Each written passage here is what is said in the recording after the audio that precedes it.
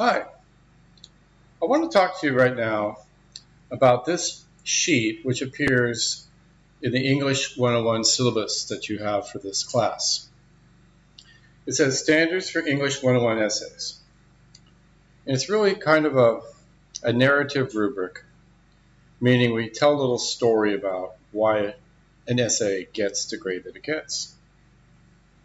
But there are certain things I want to point out about this right from the start because I think it will really help you understand what English 101 and, frankly, what writing well in college actually entails. So as it says, to the student, right up here, the main purpose of English 101 is to help you learn to write expository and argumentative prose in such a way that a mature, thoughtful, educated reader will pay respectful attention to your ideas. Okay, so expository or explaining, writing that explains something. An argumentative, of course, is writing that presents an argument, where you say something like the death penalty should be abolished or something of that sort. Okay, so that's the main purpose of what we have in English 101. This is very common for a freshman composition class. The following criteria may guide your development as a writer. Right? If we know what our goals are, that always helps. Please note that these criteria are concerned only with measurable achievement, not, underlined, with the amount of effort that goes into writing the essay.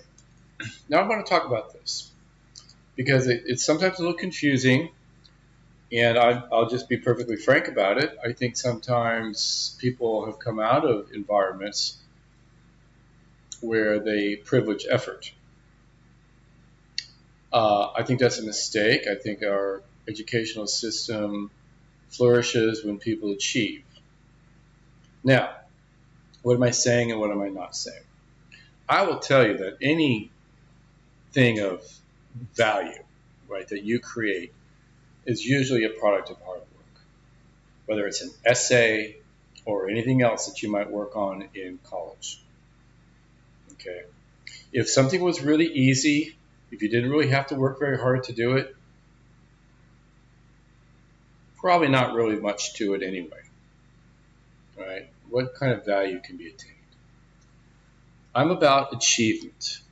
What did you do? Not how hard did you work. Okay.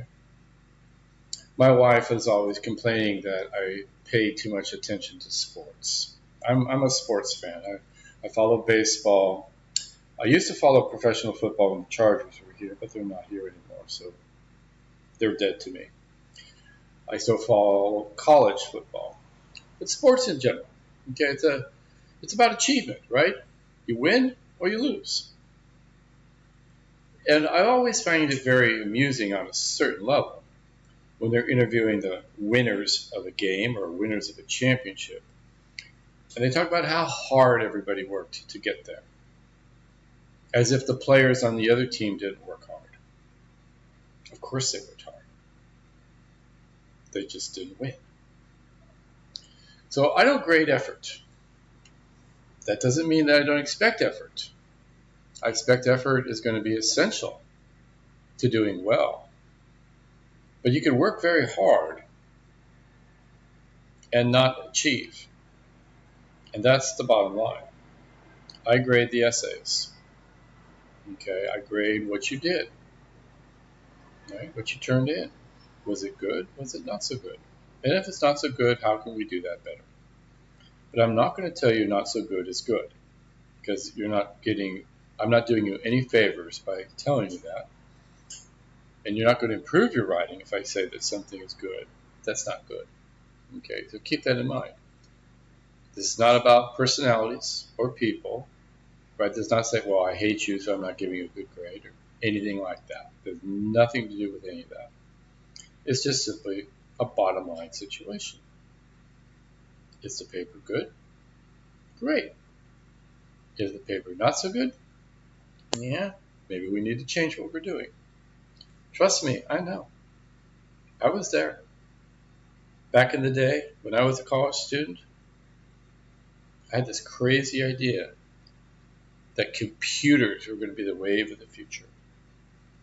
And so I took a computer class, a programming class. It was the first class for the major. And I was terrible. I was terrible. I created programs that crashed. I created programs that went into infinite loops. It got so bad I would walk past a computer and the computer would die. That's how bad I was. But it wasn't because I wasn't trying. I worked harder on that computer science class than any single English class I ever took. And I got a C+. And I'm pretty sure that plus was a mercy C+. I probably deserved lower than that. So I'm just telling you right from the start, it's not about effort, it's about achievement. You don't want me programming your computer software. I'm no good at it. You want people who are good at it. You want a doctor operating on you who's no good at something, but tries really hard. Really? I don't think so. An airline pilot who tries really hard. A civil engineer building a bridge who tries really hard but still not very good at it? I don't think so. No, very few people die from a bad essay. I think the struggle is, let's write a good essay. Now, let's move on. These grades. I begin with a C because a C essay is a competent work, a success. Now, I know for a lot of students, a C is a disaster. They're like, oh my God, I've never gotten a C in my life. I can't tell you how many times I've heard that sort of expression. But I do want to say this. If you got a C on an essay that you did in my class, that means you did a lot of things right. You had a clear thesis.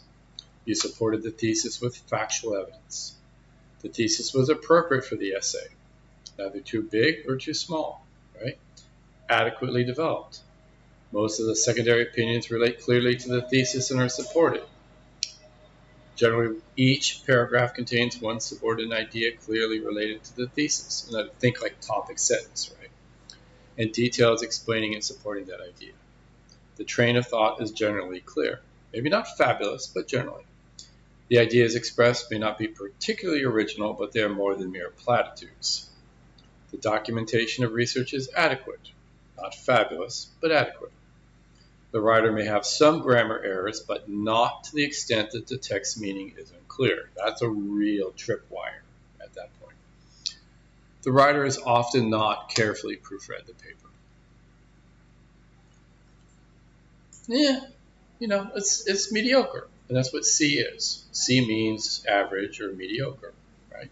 Not exciting. The B essay demonstrates not only the competence of the C essay in form and content, but shows originality in both style and concepts. And here's where I want you to pay attention. Ideas are a little bit better in the B essay than in the C essay. We don't jump right into the issue of how is the language used. What we want to look at is what are they saying. That's what's separating B's and C's. Now, typically, also the B essay is a little bit better with its diction, right? The word choice, accurate and economical. The writer has skillfully used the concepts of emphasis and proportion. In other words, there's a better awareness of language. Details are more vivid and abundant than in the C essay. Research is well documented. Basic grammar errors are few. Okay, so there's not a lot of mistakes. The A essay. An A essay contains ideas unusually significant, original, or otherwise exceptionally rich. Okay, again, we begin with the issue of the ideas. I often say an A paper begins with an A idea. It's pretty hard to write an A paper with a C idea. The supporting details are abundant, unusually vivid, and strikingly appropriate. The reasoning is such that a mature reader can find the ideas, if not necessarily convincing, at least well worth considering. Okay, so you're not going to get everybody's mind changed, for instance, but they have to take what you say seriously, and they will because of the ASA. The writer is aware of the exact meaning and flavor of words. The sentences possess special fluency, force, or elegance. The writer uses with skill, coordination, subordination, parallelism, emphasis, and metaphor. So there's a really good handle on the use of language. The A essay contains few or no simple errors in spelling, punctuation, capitalization, or the construction of sentences or paragraphs. All research is thoroughly and accurately documented. But I want to emphasize the A essay begins with an A idea. Then the execution of that essay, right, follows through at the highest level. Now, I don't think we need to read the passages for the D and the F. You can read those on your own, but basically they're kind of not as good as the others. Typically, D papers and F papers fall short of what we need because there's a lack of a clear thesis, or it's an inappropriate thesis, there's a lack of development, there's poor use of language, there's bad technical control of simple things like grammar, spelling, punctuation. MLA is very poor with a lot of mistakes. I very rarely give F papers to a paper unless it's plagiarized, or it simply hasn't been turned in, or it wasn't on the assignment. In other words, you just turned in a paper for something entirely different. It's like, I'm not going to give that any credit. Pretty hard to actually write a paper with a sincere effort and get an F on it. That doesn't happen too often at all. I will point out, however, that a plagiarized paper gets a 0 F, not a 60-point F. Okay, so keep that in mind.